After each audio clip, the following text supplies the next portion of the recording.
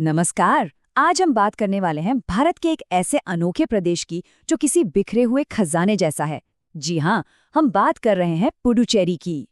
कभी सोचा है कि एक ही प्रदेश के 4 हिस्से, वो भी 3 अलग-अलग राज्यों में बिखरे हुए, ये कैसे हो सकता है? ये तो एक ज्योग्राफिकल पहेली जैसी है ना? खैर, आज हम इसी पहेली को सुलझाने वाले हैं।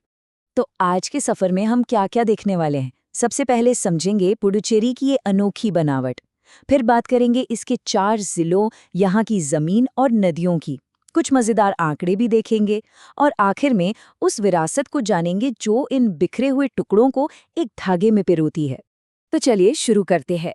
पुडुचेरी वैसे तो भारत का एक केंद्र शासित प्रदेश है, लेकिन यकीन मानिए इसकी कहानी और इसकी जो बनावट है, वो इसे बाकी सबसे बिल्कुल जुदा बना देती है। तो ये है क्या? एकदम सीधे सीधे समझे तो पुडुचेरी 4 अलग-अलग जिलों से बना एक केंद्र शासित प्रदेश है। और मजे की बात यह है कि ये जिले एक दूसरे से जुड़े हुए नहीं हैं, मतलब नॉन कंटिग्यूअस। हाँ, और इसका पुराना नाम पौंडीचेरी था, जो शायद ज्यादा लोगों को याद होगा। ठीक है, तो अब वक्त है इस ज्योग्राफिकल पजल को एक-एक करके सुलझाने का। देखते हैं कि ये 4 जिले आखिर हैं कहाँ-कहाँ। तो पहला टुकड़ा है खुद पुडुचेरी जिला। ये सबसे बड़ा जिला है और राजधानी भी यही है। इसकी लोकेशन है बंगाल की खाड़ी के तट पर और ये चारों तरफ से तमिलनाडु राज्य से घिरा हुआ है। इसके बाद आता है कराईकल। ये भी ईस्ट कोस्ट पर ही है, तमिलनाडु के पास, लेकिन पुडुचेरी जिले से इसका कोई सीधा कनेक्शन नहीं है, मतलब फिजिकली जुड़ा हुआ नहीं है। अच्छा, अब कहानी और भी मजेदार होने वाली है। तीसरा जिला है यनम, और ये कहाँ है? ये है आंध्र प्रदेश में, गोदावरी नदी के डेल्टा में। मतलब सोचिए, हम तमिलनाडु से सीधा आंध्र प्रदेश पहुंच गए। और अब इस पहेली का आखिरी और सबसे चौंकाने वाला टुकड़ा, माहे। इसके लिए तो हमें देश के दूसरे छोर पर जाना होगा, वेस्ट कोस्ट पर।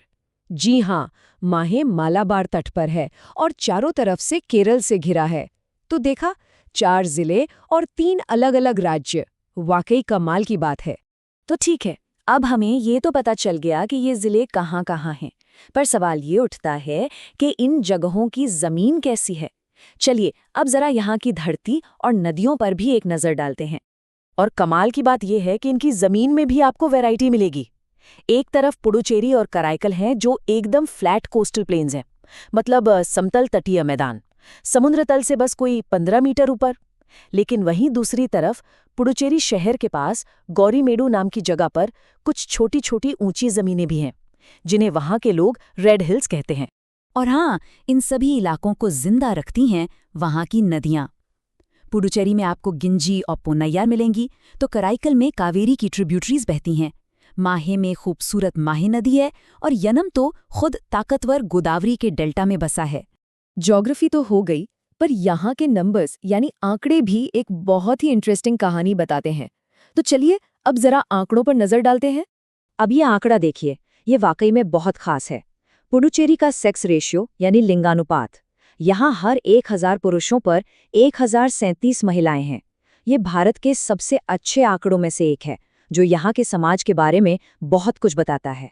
और सिर्फ यही नहीं, यहाँ की लिटरेसी रेट देखिए, लगभग 86%। ये आंकड़ा साफ साफ दिखाता है कि इस पूरे प्रदेश में, चाहे वो कहीं भी बिखरा हो, पढ़ाई लिखाई पर कितना ध्यान दिया जाता है। तो अब आते हैं उस सबसे बड़े सवाल पर, आखिर ये जिले इस तरह बिखरे हुए क्यों हैं? क्या वजह है इसके पीछे? इसका जवाब छिपा है इनके कॉमन इतिहास में, इनके शेयर्ड पास्ट में।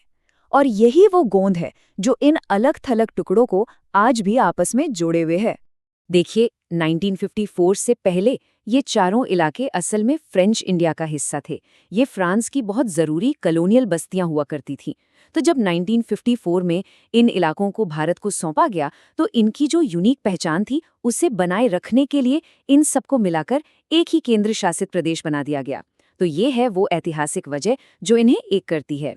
और इसी अनोखे इतिहास की वजह से यहाँ एक बिल्कुल अलग, एक इंडो फ्रेंच कल्चर ने जन्म लिया। ये एक ऐसा खूबसूरत मिक्स है जो शायद आपको पूरे भारत में कहीं और देखने को न मिले। और ये विरासत, ये हेरिटेज आज भी यहाँ के हवा में घुली हुई है। आप इससे श्री अरबिंदो आश्रम और ऑरोविली की शांति में महसूस कर सकते हैं, प्रोमेनेड बीच पर टहलते हुए देख सकते हैं। और ये बात भी तो है कि फ्रेंच आज भी यहाँ की एक ऑफिशियल भाषा है। यहाँ के आर्किटेक्चर से लेकर खाने पीने तक हर चीज़ में आपको वो इंडो फ्रेंच टच ज़रूर मिलेगा। तो अंत में हम इसी एक सवाल पर आकर रुकते हैं। क्या पुडुचेरी की असली पहचान उसका ये बिखरा हुआ भूगोल ही है? ये 4 अलग-अलग मोती ही उसकी आइडेंटिटी है? या फिर शायद इसकी असली पहचान किसी एक जमीन के टुकड़े में नहीं, बल्कि उस साझे इतिहास और संस्कृति में है, जो इन चारों को एक दूसरे से जोड़ती है, भले ही वो मीलों दूर क्यों ना हो? ये सोचने वाली बात है ना?